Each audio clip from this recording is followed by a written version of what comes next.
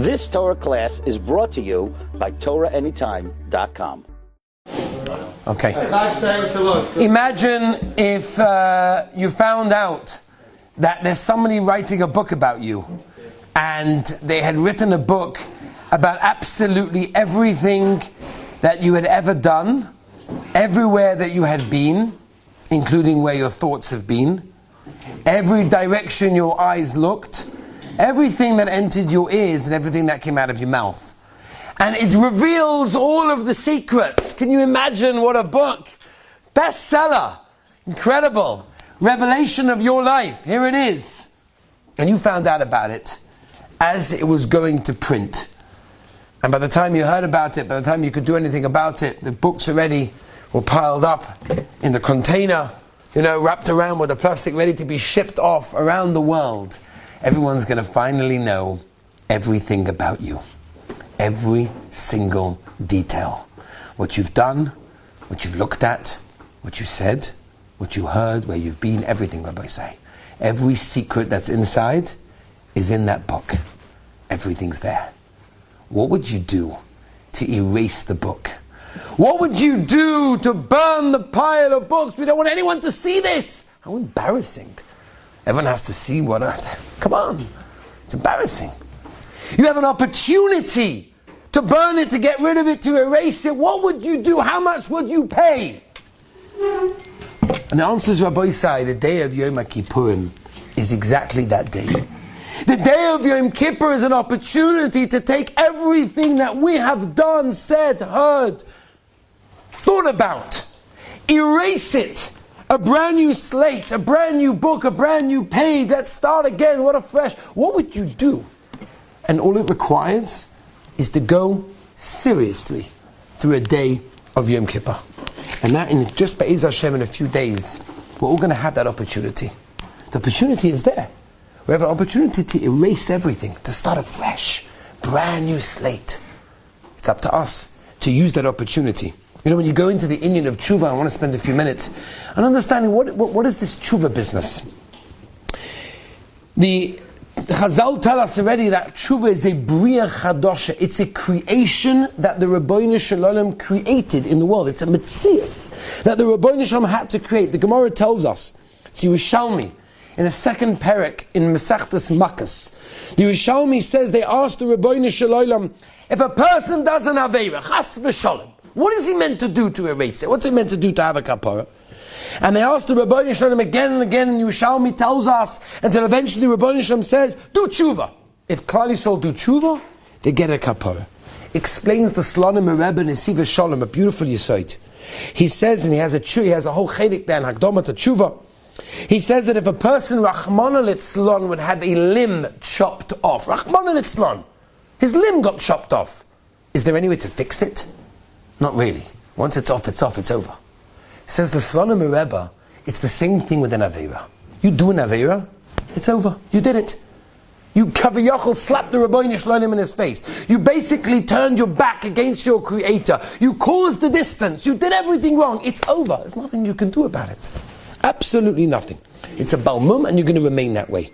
And it should have been the same thing over here as well. A person didn't makayim a mitzvah, a person did an aveira, he did something he shouldn't have done, it's like a limb. It's off. Sorry, nothing you can do about it. But the Rabbeinu Shalom created a metzias in the world, and it was a creation of a bria chadosha, of the kayak of tshuva, that a person could become a new person. A new person. Not only that, a person fixes it up, he becomes a newborn person. That's the pshat. Chazal tell us, the Gemara in Brachos, Mokim Shabale Tshuva Oimdin, Ein Sadikim Gemun Oimdin, right? Yecholim Lamoid. A place where the Baal Tshuva is standing, a greatest tzaddik. What's the difference? Explains the Slonim Rebbe so beautiful in the Siva Shalom. He says, the Posek tells us, Ki Ein Sadik Ba'oretz Sheyase Toiva Lo Yechda. There isn't a tzaddik out there, Chazal tell us, that didn't do an aveira. So a tzaddik can even do an aveira. But about tshuva, someone that turned his life around, someone that turned to the Rabbeinu Shalom and says, I am sorry, you're about tshuva. You're a bria chadasha. You're a new person. You're not the same person. That's pshat in the Rambam. We've seen this Rambam in Hilchos Tshuva Perik Beis Halacha Dalet, where the Rambam says Midarkei Tshuva Umishane Shemoi Kloimani Ache. I'm not the same person. I'm not the person that did that. I'm a different yid. I'm a different human being. That's the kayak of Tshuva. The kayak of Tshuva turns a person from where he was to a new bria. Yom Kippurim is the greatest day. It's the biggest simcha. We should be dancing around the bima. Because the Rabbi Shem gives us an opportunity to return to Him. It's an opportunity, it takes a little bit of effort. You've got to bang a couple of times, spend a little bit of time in the Beis HaKnesses. You've got to fast, okay, it's not so easy. Adam Lu'umal Yulad, we were here to toil, we were here to work. But through that, you can become a new person. Fresh slate, a fresh start. It's an incredible thing. Rabbeinu Yonah says, in Yesod HaTshuva, he writes, V'zel Shoyne, I'll quote to you his Lashon, B'yoyim hahu, Yasa atzmo ki'ilu boy b'yoyim noilad. Can you imagine you were born today? You're a brand new yid. V'zeu tchilas maisov. It's incredible. It says Rabbeinu Yonah, you become a different yid. You become a brand new person. The Rambam says it. It's an incredible, incredible opportunity. The kayak of tshuva. And I'll show you this. Even from Rishoyim understood this. Culture came a regular yid, a regular tzaddik would understand this in a regular, normal way. Nebuchadnezzar, not the greatest to ever live, gave advice to Nebuzaradan, and he told him the following. The Medrash brings this in Medrash Eicha Rabbah. And he says that Nebuchadnezzar gave him the advice that when you're going up to Yerushalayim, to destroy Yerushalayim, to destroy the Beis HaMikdash, be careful. Because if Klal Yisrael do tshuva, if Klal Yisrael return to their Creator, the Rebbeinu Shalom will never let you be successful. You won't be able to be destroying the Beis HaMikdash. It's too late. Says the Medrash, even Nebuchadnezzar, Rasha, understood the kayak of tshuva. The kayak of tshuva that every single one of us have. This kayak that we can return, that we can say, I'm sorry. It's an incredible creation that the Rebbeinu Shalom created in the world and gave us the opportunity. In just a few more days, that we can stand here in this very Beis HaMedrash, and we can turn to Rebbeinu Shalom and say, Rebbeinu Shalom, you're right, I've not been that good. I've been a bit distant. I haven't been doing what I should be doing. Take me back. I want to get closer. I want to get better. Just the very fact that you tried, the Rebbeinu Shalom sees it and says, my dear Yingala, my dear son, this is what you're doing, this is Gavaldik. You know, what does tshuva mean anyway? People have this thing, tshuva. No, it's not for us. Tshuva means to become perfect. If you're not going to become perfect, forget about it. Somebody once asked me, he eats 14 cheeseburgers a day and he decides to eat 12. Is that tshuva? What is the definition of tshuva? What does it mean, tshuva? So I want to explain that. First of all, the translation alone. Tshuva, people always say it's repentance. It's not repentant. Tshuva means shav. Shav is to return. That's what tshuva means. But what is it tshuva really means? To return to what? What are you returning to? You know what you're returning to when you do tshuva? You're returning to your original struggle. Sometimes we lead our lives in a way that we become so accustomed to what we do, it's no longer a struggle. Getting up for shachris is not even a shayla. Of course we're not going to get up. Doing Aveira of Lashon Hara, it's not even a struggle. It's not something you have to think about, should I speak Lashon Hara or maybe I should be quiet? It's not even a struggle. It's of course we're going to say whatever we want to say. Should we look or should we not look? It's not even a struggle. Of course we're going to look, right? It's not even a struggle. Tshuva means return to the struggle. Return to the point where it was, what should I do? This or that? That's what tshuva is. To return to the struggle. It go back to the original struggle. Sometimes you win and sometimes you lose. But that's fine. Because the Rebbeinu Shalom understands He created you. He created you with the Yetzer Hara. And He understands that sometimes you win and sometimes you lose. You know, the Gemara tells us there's a difference between tshuva maava and tshuva me'ira. Tshuva me'ira means to do tshuva because you're scared. Tshuva me'ava means you're doing tshuva out of love. What's the difference, Lamaisa? So the Gemara in Rosh Hashanah tells us that if a person does tshuva from yira, so then all his aveiros turn into shkogos. Shkogos means it was a shoygig. I wasn't careful. That's what it turns into. A person does tshuva me'ira, he's scared of what's going to be waiting for him in Olam Haba, in the next world. He's scared of that eternity. He does tshuva because of that. All his aveiros turn into a shoygig. Says the Gemara, but if you do tshuva me'ava, from love, all your averas turn into mitzvahs. Can you imagine that? Turn all of your averas into mitzvahs. If you do chuva, maava, from love. What's the pshat? What's the difference? When a person does chuva because he's scared, that means be'etzem, he hasn't really done chuva. He's just scared. In other words, if you guarantee me, by the way, that I'm not going to get punished in the next world, I am not doing chuva. The only reason I'm doing chuva is because I'm going to get punished. If you would guarantee me I'm not going to get punished, then I wouldn't do chuva. Therefore, it's not real chuva. Biggest raya, when you do it again. It was never a real chuva. I only did it because I was scared of the punishment. But if I was doing it out of love, like Rabbi Yonis says in Pirkei Avos, the way we should serve Hashem is because we love the Ribbono Shel Olam. Look what you've given me. Everything. I have my body, I have my health, I have my family, I have a house, I have a roof over. Beautiful. I want to serve you because I love you. And you do tshuva. And you stand up on Yom Kippur and you say, Ribbono Shel Olam, look what you've given me. Look at everything in my life. I sinned? How can I do such a thing? I love you. And therefore I want to go and I want to do tshuva. That's real tshuva. That's the emes tshuva. That's the highest level of tshuva. Why? Because at the end of the day you realize, out of love for the Ribbono Shel Olam, this is never something I should have done. Not that I'm worried about the punishment, but I never should have done this. Because I love the Ribbono Shel Olam. And that's a real change in your life. And that's why the Rambam says in Hilchos Tshuva, that when you are given the opportunity to do the Aveira again and you don't do again, that's real tshuva. You know why? How could the Rambam say that? Of course you have to not to put yourself in a situation. But if you were in the situation, that juicy bit of Lashon Hara, you're dying to say the latest gossip. It's so geshmak to always be the one that knows all the latest gossip. In this world, not up there, for eternity. Not happy. It's not a good idea.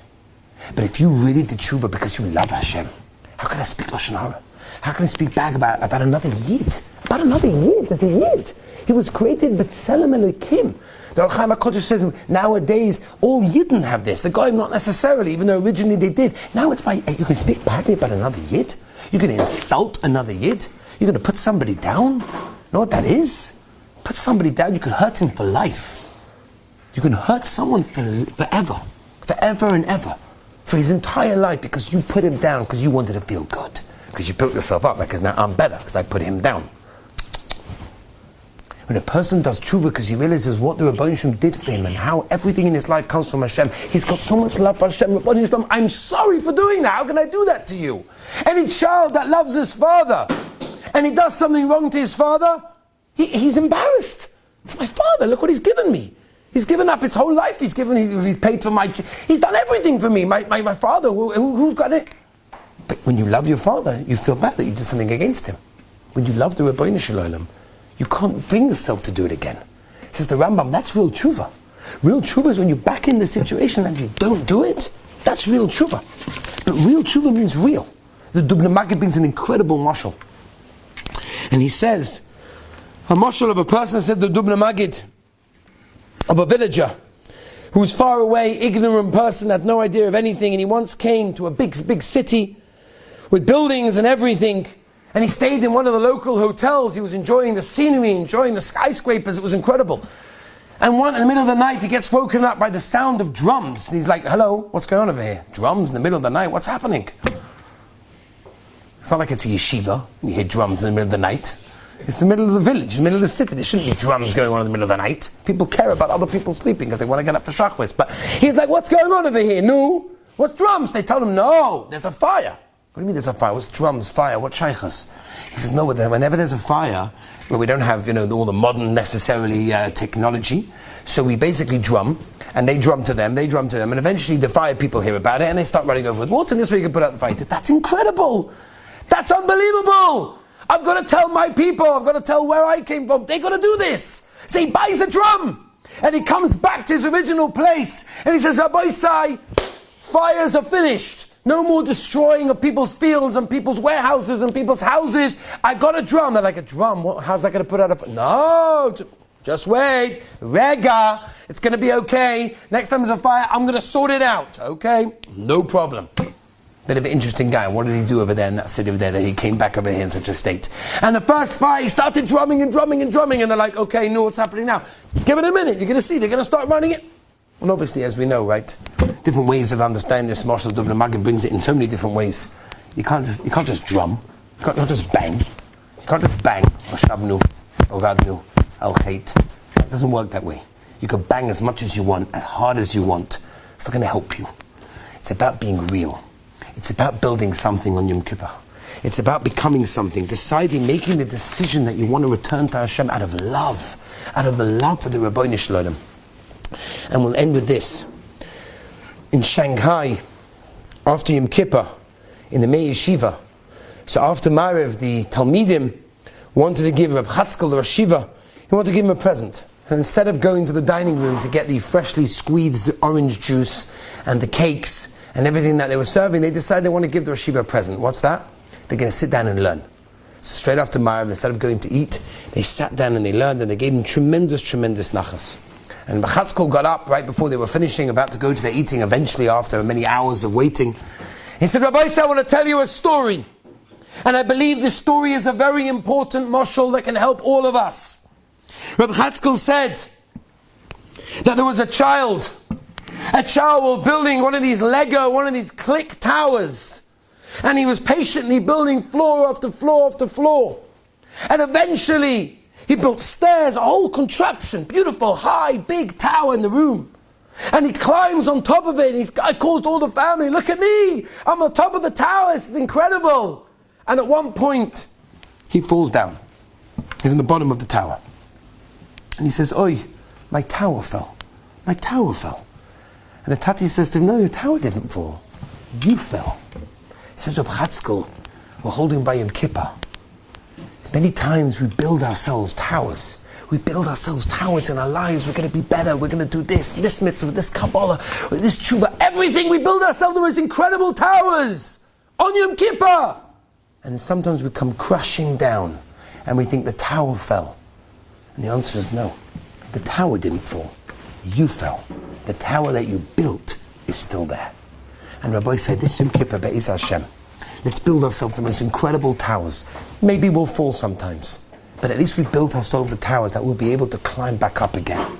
And Be'ez Hashem will use the opportunity this Yom Kippurim to take the chuva seriously, to take it to a whole new level, not just the chuva we've done in previous years of saying I'm sorry and al-khait and ashamnu bagadnu, however important that is, but to take it to a new level and think for a moment. And as I always say, take the time. Who hasn't got 2 minutes during Yom Kippur to close your eyes and think of the Ribbono Shel Olam, and think about how much He's done for you, and think about how you've reacted and what you've done for Him. And Be'ez Hashem, if we do that, the Ribbono Shel Olam, Be'ez Hashem will give us a gemas tova and a good given shkoyach. You've just experienced another Torah class brought to you by TorahAnytime.com.